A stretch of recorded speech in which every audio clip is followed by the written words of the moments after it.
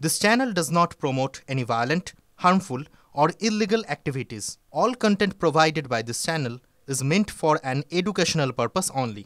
Top quality और consistent performance के लिए सिर्फ सिल्वर पंप नाम याद रखना। आज নীতি আয়োগের গভর্নিং কাউন্সিলের বৈঠক, সব রাজ্যের মুখ্যমন্ত্রীদের সঙ্গে বৈঠকে বসবেন প্রধানমন্ত্রী নরেন্দ্র মোদী। 2024 বিধানসভা নির্বাচনের আগে নীতি আয়োগের শেষ সর্বোচ্চ বৈঠকে থাকছেন না এ রাজ্যের মুখ্যমন্ত্রী মমতা বন্দ্যোপাধ্যায়।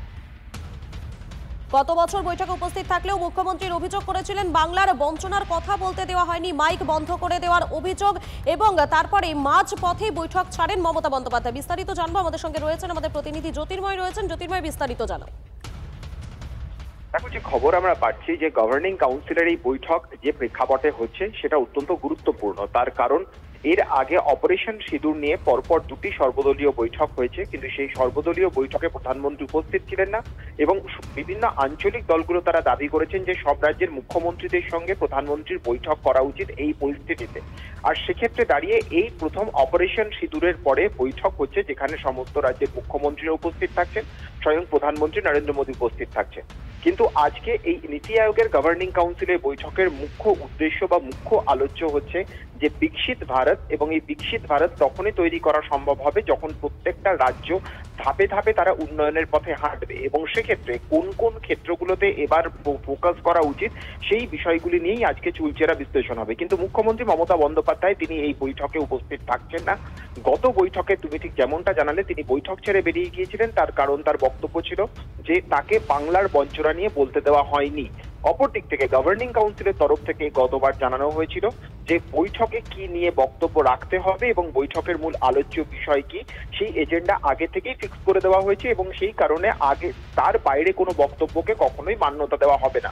ফলত একটা সংঘাতের বাতাবরণ তৈরি হয়েছিল। এবারে মুখ্যমন্ত্রীর অনুপস্থিতি কেন্দ্র রাজ্য সম্পর্কের সমীকরণকে কোন দিকে নিয়ে যায়, আমাদের নজর সেদিকেই থাকবে। একেবারেই ধন্যবাদ, আমাদের সঙ্গে ছিলেন আমাদের প্রতিনিধি জ্যোতির্ময়, ধন্যবাদ। এবং যেমনটা আপনাদেরকে জানাচ্ছি, আজ নীতি আয়োগের গভর্নিং কাউন্সিলের বৈঠক, সব রাজ্যের মুখ্যমন্ত্রীদের সঙ্গে বৈঠকে বসবেন প্রধানমন্ত্রী নরেন্দ্র মোদী। 2024 বিধানসভা নির্বাচনের আগে নীতি আয়োগের শেষ সর্বোচ্চ বৈঠকে থাকছেন না এ রাজ্যের মুখ্যমন্ত্রী মমতা বন্দ্যোপাধ্যায়। কেননা গত বছর বৈঠকে উপস্থিত থাকলেও মুখ্যমন্ত্রী মমতা বন্দ্যোপাধ্যায় সেক্ষেত্রে তিনি অভিযোগ করেছিলেন বাংলার যে বঞ্চনা, সেই বঞ্চনার কথা বলতে দেওয়া হয়নি, মাইক বন্ধ করে দেওয়ার অভিযোগ। মাঝ পথে বৈঠক ছেড়েছিলেন মুখ্যমন্ত্রী মমতা বন্দ্যোপাধ্যায়, এবং রাজ্যের উন্নয়নের মধ্যে দিয়ে কিভাবে দেশের সার্বিক উন্নয়ন হবে তা আজকের এই বৈঠকের আলোচ্য, অন্তত এমনটাই কিন্তু এখনো পর্যন্ত জানা যাচ্ছে। এই মুহূর্তে আমাদের সঙ্গে টেলিফোন লাইনে রয়েছেন রাজ্য বিজেপির সভাপতি সুকান্ত মজুমদার রয়েছেন। আপনাকে স্বাগত TV9 বাংলায়। আজ নীতি আয়োগের গভর্নিং কাউন্সিলের বৈঠক, কিন্তু সব রাজ্যের মুখ্যমন্ত্রীদের সঙ্গে বৈঠকে বসার কথা থাকলেও এই রাজ্যের মুখ্যমন্ত্রী মমতা বন্দ্যোপাধ্যায় তিনি বৈঠকে থাকছেন না। কি বলবেন এই বিষয়ে? দেখুন, মমতা বন্দ্যোপাধ্যায় নীতি আয়োগের বেশিরভাগ বৈঠকে উনি যেতে চান না বা যান না, এবং বারবার আমরা এই ধরনের চিত্র দেখেছি। এর ফলে দেখুন কার ক্ষতি হয় রাজ্যের সাধারণ মানুষের। মাননীয় মুখ্যমন্ত্রীর তো সেই উদ্দেশ্য যে গোটা দেশের সাথে তাল মিলিয়ে রাজ্যটাকে সামনের দিকে এগিয়ে নিয়ে যেতে হবে এবং বিকশিত ভারত যে তৈরি হচ্ছে তার যাত্রাপথে সঙ্গী হতে হবে। এই উদ্দেশ্য তো মাননীয় মুখ্যমন্ত্রী নেই। তার ফলে অন্যান্য রাজ্যগুলো এগিয়ে যাচ্ছে দিনের পর দিন, আমরা পিছিয়ে যাচ্ছি। আমাদের এখানে শিল্প আসে না, আমাদের এখানে কোনো নতুন ইনভেস্টমেন্ট হয় না। যেখানে উত্তরপ্রদেশের মতো রাজ্য, যে রাজ্যে এক সময় মানুষ রাত্রিবেলা রাস্তা দিয়ে যাতায়াত করতে, দিল্লি থেকে ইউপি যেতে হলে, লখনৌ যেতে হলে কেউ রাত্রিবেলা গাড়ি করে যাওয়ার সাহস পেত না, সেই ইউপিতে এখন ল অ্যান্ড অর্ডার এমন হয়ে গেছে এবং সেখানে ইনভেস্টমেন্ট আসছে ভারতীয় জনতা পার্টির সরকার তৈরি হওয়ার পর। এবং বিভিন্ন বিজেপি শাসিত রাজ্যে, এমনকি আসামের মতো রাজ্য, উত্তর পূর্বে যেখানে কেউ যেতে চাইতেন না, সেই আসামের মতো রাজ্যে আসাম অ্যাডভান্টেজ আসাম, সেখানে এত বড় একটা সামিট হলো, সেখানে হাজার হাজার কোটি টাকার লগ্নি হলো। গতকাল মাননীয় প্রধানমন্ত্রীর উপস্থিতিতে ভারতবর্ষের তাবৎ শিল্পপতিরা, আদানি থেকে শুরু করে আম্বানি গ্রুপ থেকে শুরু করে নেউটিয়া গ্রুপ, তারা আগামী দিনে নর্থ ইস্টের মতো জায়গায় যেখানে কানেক্টিভিটিতে তারা আমাদের থেকে অনেক পিছিয়ে আছে। এখনো টিল নাও আমাদের সময়, আমাদের সরকার আসার পর অনেক উন্নতি হয়েছে, কিন্তু তবু বাংলার থেকে পিছিয়ে আছে, কারণ বাংলা অনেক পুরনো সময় থেকে সমৃদ্ধশালী, ন্যাশনাল হাইওয়ে এবং এয়ারপোর্ট দ্বারা কানেক্টেড। কিন্তু দুর্ভাগ্যের বিষয়, আমাদের মুখ্যমন্ত্রীর সেই গরজটা না থাকার জন্য কিন্তু বাংলা কোথাও কোনো ইনভেস্টমেন্ট পাচ্ছে না বা বাংলার উন্নতি হচ্ছে না। একেবারে ধন্যবাদ। আমাদের সঙ্গে টেলিফোন লাইনে ছিলেন সুকান্ত মজুমদার, রাজ্য বিজেপির সভাপতি। আপনাকে ধন্যবাদ। যেমনটা আপনাদেরকে জানাচ্ছিলাম, 2024 বিধানসভা নির্বাচনের আগে আজ নীতি আয়োগের বৈঠক রয়েছে, কিন্তু সেই বৈঠকে অর্থাৎ এই বৈঠকে উপস্থিত থাকছেন না এ রাজ্যের মুখ্যমন্ত্রী মমতা বন্দ্যোপাধ্যায়। কেন তিনি থাকছেন না? তার যেটা অভিযোগ যে গত বছর যখন বৈঠকে তিনি উপস্থিত ছিলেন তখন মুখ্যমন্ত্রী অভিযোগ করেছিলেন সেক্ষেত্রে যে বাংলার বঞ্চনার কথা বলতে দেওয়া হয়নি, মাইক বন্ধ করে দেওয়ার অভিযোগে মাঝপথেই বৈঠক ছেড়েছিলেন মুখ্যমন্ত্রী মমতা বন্দ্যোপাধ্যায়।